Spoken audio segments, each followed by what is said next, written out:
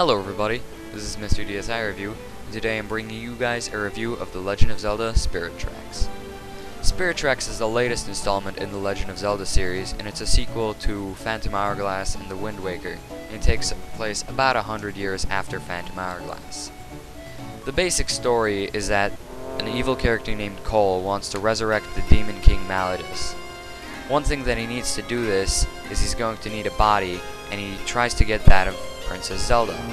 He actually does, and Princess Zelda's ghost accompanies you throughout the game, much like characters like Navi or Midna did in other Zelda titles.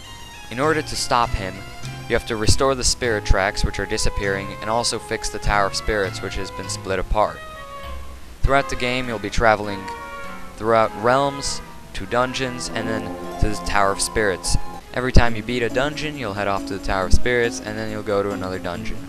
The pattern's pretty simple, and it's pretty consistent as well, though there is some in-between stuff. One of the first things people notice about the game is that there's a train, and this is the main method of transportation from area to area.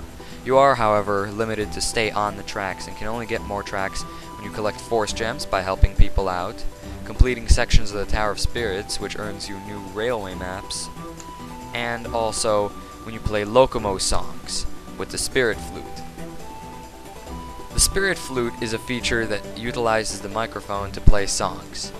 It's a pretty cool idea, but it is somewhat frustrating because it can be very hard to get the timing correct.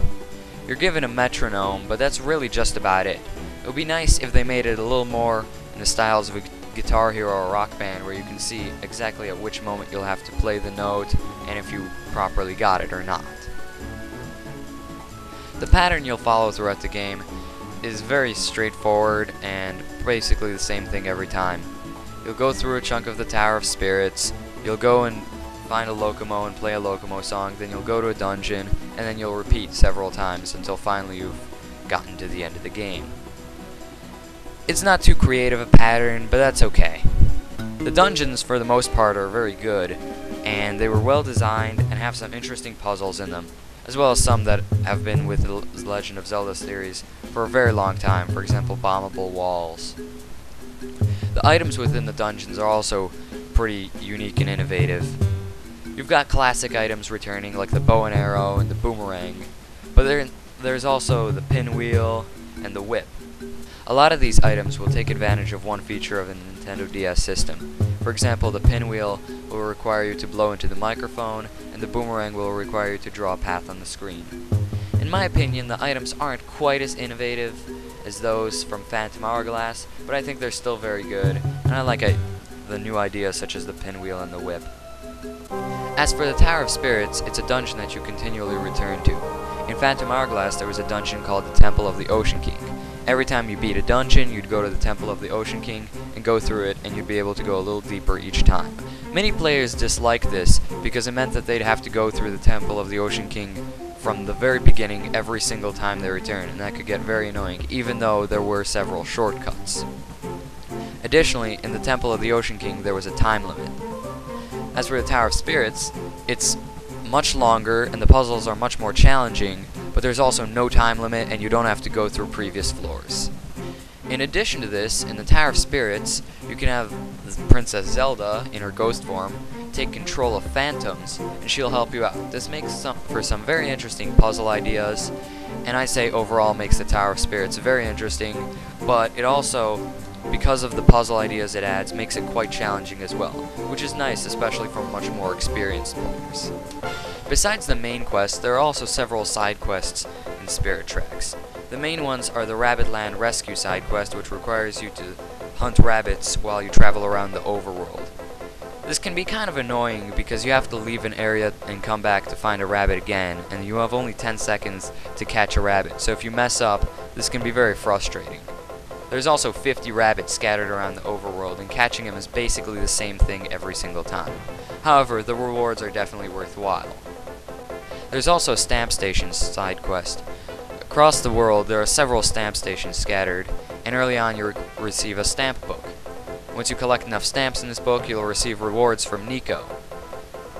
These stamp stations are sometimes very easy to find and sometimes involve a puzzle, and I found finding them to be rather interesting and fun. I mentioned previously that one way to get more spirit tracks is by collecting force gems, which you get by helping people out. You can give characters rides in your train during the game, and while this can be somewhat boring and annoying, you do get force gems and often unlock cool new areas with puzzles or treasure. In addition to these side quests, there's the usual array of Legend of Zelda minigames where you can collect heart containers, treasure, items, or just lots of money. Compared to Phantom Hourglass, I think I'd have to say Phantom Hourglass is a little bit better. Spirit Tracks improved on control from Phantom Hourglass, and they did make it so that you don't have to go through the entire Tower of Spirits on each visit. But being confined to the tracks is somewhat boring and also annoying because the game loves to throw bomb trains at you, which if they collide with you will instantly kill you and make you restart that part of the Spirit Tracks. That's not to say Spirit Tracks is a bad game though.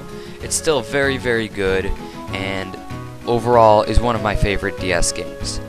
The graphics and music are phenomenal, especially the music.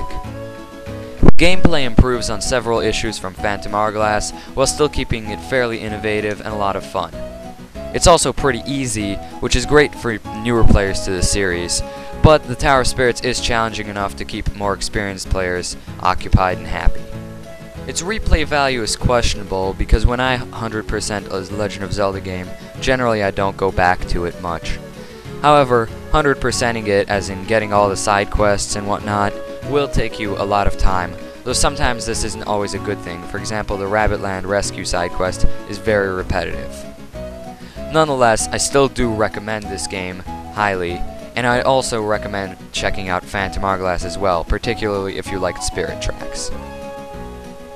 And so, hopefully you liked this review. It was my first Nintendo DS game review, and if you did, then please send this to your friends, or rate, comment, subscribe, and I'll be bringing you guys more reviews in the future.